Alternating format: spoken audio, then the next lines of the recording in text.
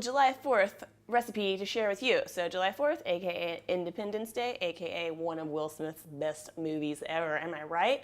Today we're gonna make chili dogs, and I have a little song, and it goes something like this. Chili dogs, chili dogs. And I'm gonna figure out the rest of it later. Go USA.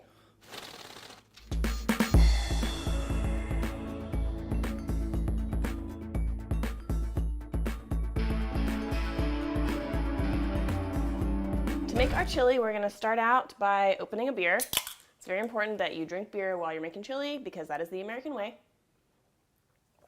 And, oh, that's good. I'm gonna put a little oil in here, or a lot, whatever. And I'm gonna saute this onion. Just try to get it a little bit soft. We don't really need to brown it or anything like that. And make sure that you chop it up real small. The thing about chili dog chili is that it's almost like a meat paste.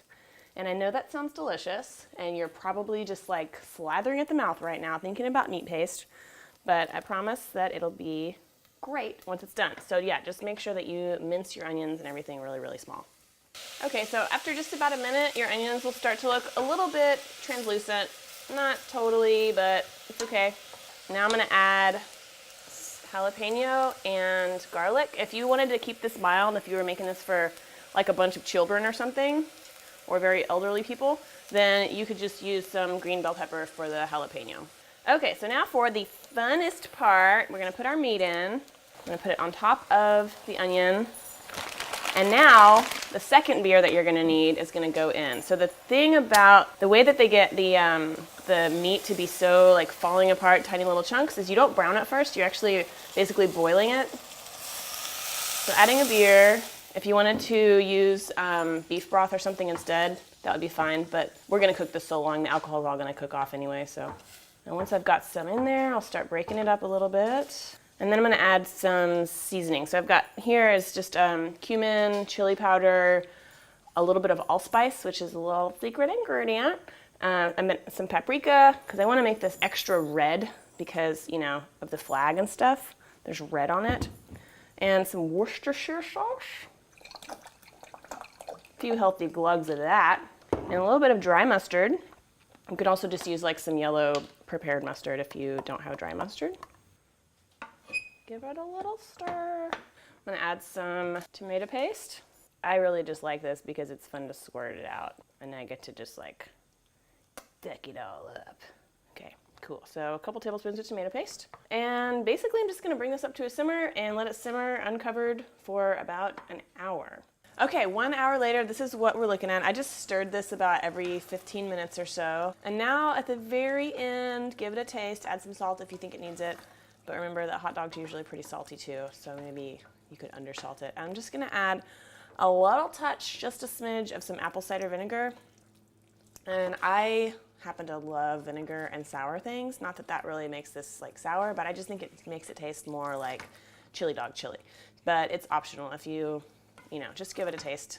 If it seems a little bit like it needs a little perk, then try a little bit of vinegar. That's a good tip generally in life. Okay, move this aside and ta-da! I'm gonna show you my favorite way to cook hot dogs inside. So I've got my skillet here with a little bit of water in it. So I'm gonna throw a couple weenies in here. And basically I'm sort of combining the steam or boil hot dog method with a little bit of a fry. So I'm gonna bring this up to a simmer and just kind of let these cook until the water evaporates. And by then they'll be nice and warm. Some of the fat will have rendered out. And then we'll let them sort of fry and crisp up in whatever fat is left in the pan. So just watch and see. It's gonna be magical. Okay, so our water's almost evaporated off here a few minutes later, and I'm just gonna leave them in the dry pan now for just a couple seconds on each side to get the casing nice and crispy. Got my bun here. You could heat these up in the oven, wrapped up in foil, kind of get them steamed. So I like a little bit of cheese. I like to put the cheese down in between the chili and the hot dog to make sure it gets melted. Dude. Chili dog. See, this chili is great because it's nice and thick, so it's not like running out of the bun. It's just sort of staying where you put it. And it's not gonna make your bun like super wet and soggy. A little onion, because I like it spicy. I'm gonna do a little jalapeno. A little pickled jalapeno there. Super yummy. And then a little bloop, just like in the cartoons. Okay, let's give it a taste-a-rooney. Oh man, that's just like a perfect little submarine of goodness. Good Lord. Look at that. Tell me you don't want to eat that right now. Well, there you go. There's how to make chili dogs, guys. Hope you like it. Hope you try the recipe this summer for your barbecue, for your 4th of July, whatever.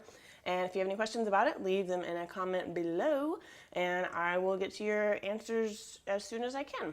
Okay, cheers, everybody. I need another beer.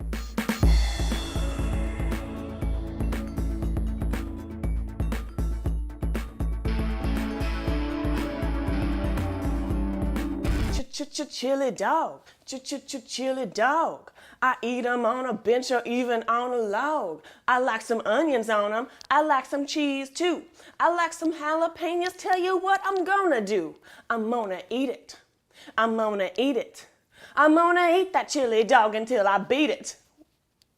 That sounded like I was talking about a penis. I wasn't, guys. I was just talking about beating the